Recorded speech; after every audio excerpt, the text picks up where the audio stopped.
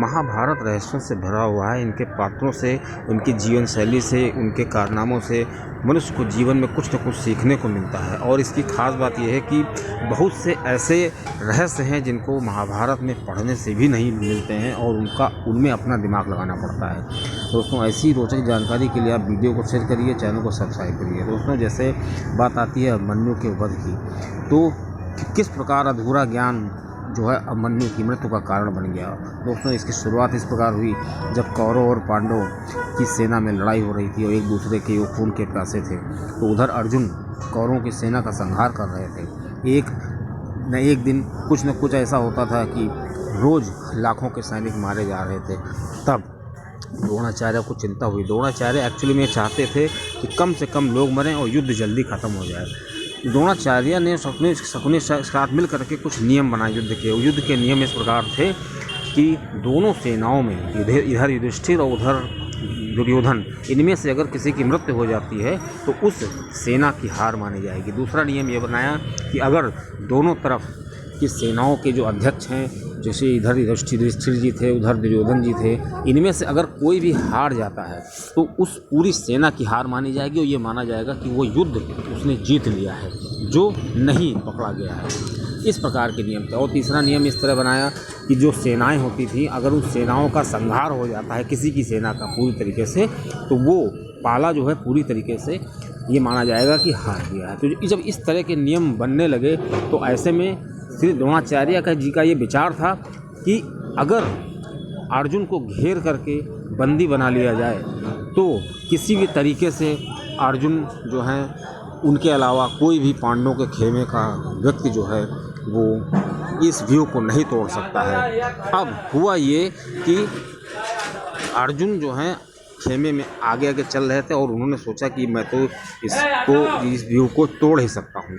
लेकिन कुछ इस तरह की चाल चली उन्होंने कि अर्जुन को भ्रमित कर दिया। अर्जुन आगे निकल गए उस व्यू में और पीछे रह गए उनके जो अर्जुन के जो भाई थे युधिष्ठिर वगैरह।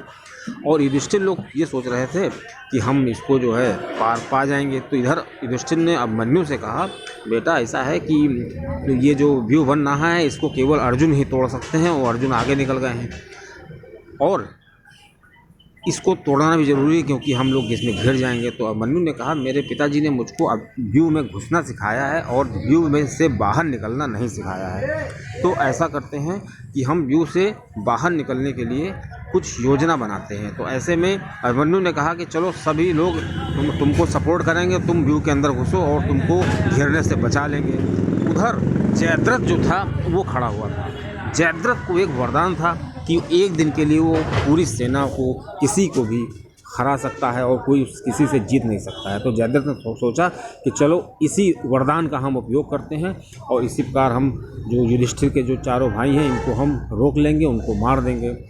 अब ये लोग चले गए और उधर जो अभिमन्यु था वो आगे निकल गया। अभिमन्यु का सपोर्ट करने के लिए कोई नहीं था और इसी अधूरे ज्ञान की वजह से अभिमन्यु अकेला पड़ गया और अकेला पड़ने के बाद दुर्योधन और शकुनी और ये इन लोगों ने मिल करके उसका बहुत बुरी तरीके से वध किया। दोस्तों, अभिमन्यु का वध जो है महाभारत का एक बहुत ही मार्मिक दृश्य है। और ये कहानी इस प्रकार भी है कि जो अभिमन्यु जो थे वो चंद्रमा के पुत्र थे और चंद्रमा के जब श्री कृष्ण जी ने अवतार लिया तो सभी के देवताओं के पुत्रों को आना था, लेकिन चंद्रमा राजी नहीं हो रहे थे। तो चंद्रमा को ने एक शर्त पे भेजा था कि मैं अपने पुत्र को कम से कम 100 वर्षों के लिए भेजूंगा। तो उन्होंने 16 वर्ष 17 वर्ष के लिए अभिमन्यु के रूप में अपने पुत्र को भेजा था। दोस्तों, ऐसे बहुत से रहस्य हैं। जैसे एक रहस्य इस प्रकार भी है कि श्री कृष्ण जी सारथी क्यों बने। दोस्तों, ऐसा था कि श्री कृष्ण जी सारथी इसलिए बने कि महाभारत काल में जो सारथी का पद होता था बहुत ही निम्न पद का होता था। और कर्ण जो था सारथी का पुत्र था और कर्ण चाहता था मैं कभी भी सारथी न बनूँ, मैं सारथी बनना नहीं चाहता हूँ।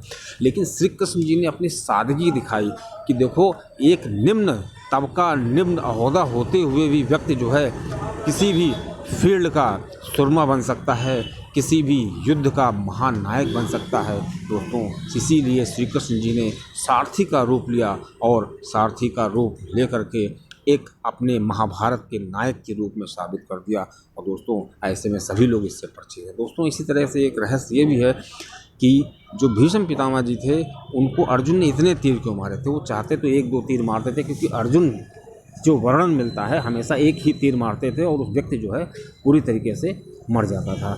लेकिन भीष्म पितामह जी क्यों ऐसा किया? उन्होंने भीष्म पितामह जी को उन्होंने छलनी कर दिया। कहा जाता है कि भीष्म पितामह जी के शरीर पर 2 उंगल की कहीं जगह नहीं थी जहाँ पे तीर न लगे हो। तो दोस्तों इसका रहस्य ये है, कहीं पे इसका वर्णन नहीं मिलता है रामायण में, लेकिन महाभारत में, लेकिन इसका जो अपने दिमाग से आप सोचिए तो ये आपको लगेगा कि उस समय दक्षिणायन चल रहा था। दक्षिणायन में श्री जो कृष्ण जी थे वो नहीं चाहते थे कि भीष्म पितामह जी दक्षिणायन में स्वर्ग जाना नहीं चाहते हैं, और अगर वो स्वर्ग जाना नहीं चाहते हैं तो उनको युद्ध लड़ना पड़ेगा। युद्ध अगर लड़ते तो पांडवों की हार हो जाती। तो ये सोचा होगा भीष्म पितामह जी और श्री कृष्ण जी ने अपने मन में कि कुछ ऐसा हो कि भीष्म पितामह जी मृत्यु भी ना हो और वो युद्ध भी ना करें। इसी को देखते हुए ये सोचा अर्जुन ने, ये सोचा होगा कि भीष्म पितामह को इतने तीर मारते हैं कि वो युद्ध करने के लायक ना रह जाए, मतलब वो उठने लायक ना रह जाए। और अगर वो 1-2 तीर मारते तो वो उठने लायक रहते तो दुर्योधन कह सकता था कि आप जो है युद्ध जब जो आपके अंदर प्राण है तो आप युद्ध करिए, क्योंकि वो वचनबद्ध थे। उन्होंने वचन दिया था दुर्योधन को कि मैं तब तक लड़ता रहूँगा जब तक कि मेरे प्राण में जान रहेगी, मैं हस्तिनापुर की रक्षा करता रहूँगा। और भीष्म पितामह को मारना बहुत ही नामुमकिन था, क्योंकि उनके पास इच्छामत मृत्यु का वरदान था।